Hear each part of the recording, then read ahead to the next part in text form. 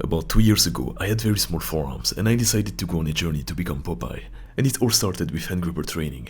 I spammed them for days, weeks, months on end, but do I still use them now? Are they actually the ones that caused all that growth? You are going to find out. So, at the start of my forearm training journey, I was doing all kinds of grip workouts, whether it was farmer's walks, dead hangs, statics in uncomfortable places, and of course, hand grippers, which resulted in me having the strongest grip of my life and being able to close a 250 pounds hand gripper, while being fairly skinny at 70 kilo body weight.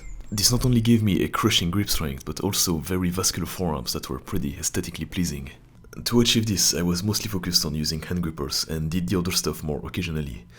At first I was using a 40 kilos resistance one and slowly worked my way up to 60 kilos, then the 250 pounds one, which I wasn't even able to close with both hands at the beginning. It was gonna be a long grind, but I decided to start training forearms every day, so I picked up the 40 kilos one and started doing multiple sets to failure.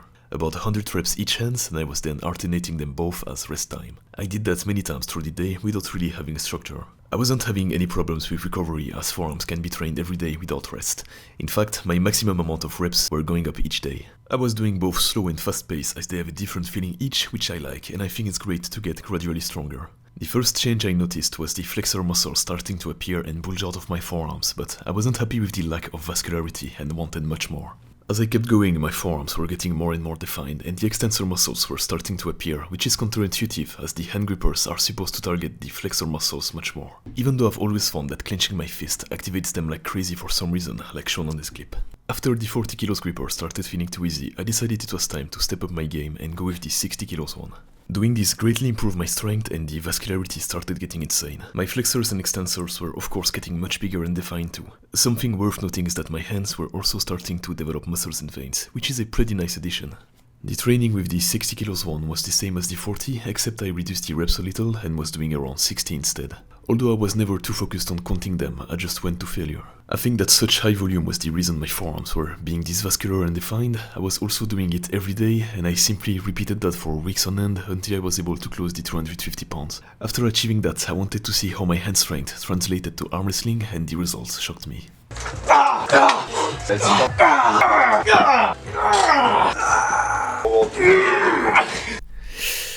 I got completely destroyed and discovered that grip strength wasn't that important in arm wrestling. What I thought were big forearms were actually pretty useless on the table, as I had never trained specifically for that sport by doing pronation exercises or wrist flexions, for example. I just had a strong grip strength that was good to prevent my opponent from slipping, but other than that, it was pretty useless. After that, I decided to start training arm wrestling specifics, and the least I can say is that I put on some size. I went from having 33 cm forearms to 41 cm. Now, I've already made multiple videos on my forearm training routines, so I'm not gonna talk about it here, but was I still using hand grippers in the meanwhile? Yes, I kept training with them, but I started using them in a way that would benefit my arm wrestling, like doing thumb workouts and other exercises that you can find in my hand training guide.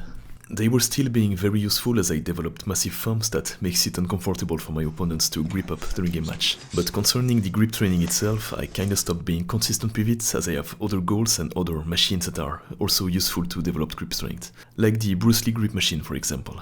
They are still a pretty fun challenge to do with friends as there are 6 different grippers in that box that range from 50 pounds for the level 1 to 300 pounds for the level 6. You can find the link in the description if you wanna find out which one you can close. So to summarize, training with hand grippers will make your forearms incredibly vascular, and this is coming from a skinny kid that had no definition, no muscle mass and zero vascularity at first. You can do high volume like training them every day if your forearms aren't sore. If they are, just take a rest day. Doing this is the best way to increase your grip strength fast. I remember my dead hang went from 2 minutes to 3 minutes when I was 70 kilos and training with hand grippers a lot. I didn't really have a defined number of sets. As I said, I was just picking it up whenever I felt like it. Through the day, whether I was playing a game, watching a video on YouTube, or whenever I would walk past a hand gripper in my house. I'd quickly get a pump and then go on with my day. It was that simple. If you want some structure, I would say don't go under 4 sets a day, that would probably be useless. I would just recommend not training it during a pull day as it could fatigue your grip before your session and make you perform worse. Or at least do the grip training after you're done with your gym workout. Grip strength is also a very good way to know if you're overtrained as it is highly correlated to your testosterone levels, so I like to track it sometimes with a hand dynamometer. I'd like to end this video on something I haven't mentioned yet. I also reduced the frequency of grip training because I hurt myself while I was training with a hand gripper. Something just popped between 2 of my knuckles and now it sometimes hurts when I'm clenching my fist at full force. I would just advise you not to do a shit ton of volume like I was doing, because I remember it was after countless sets taken to failure that day. Also, check out the fitness community in the description.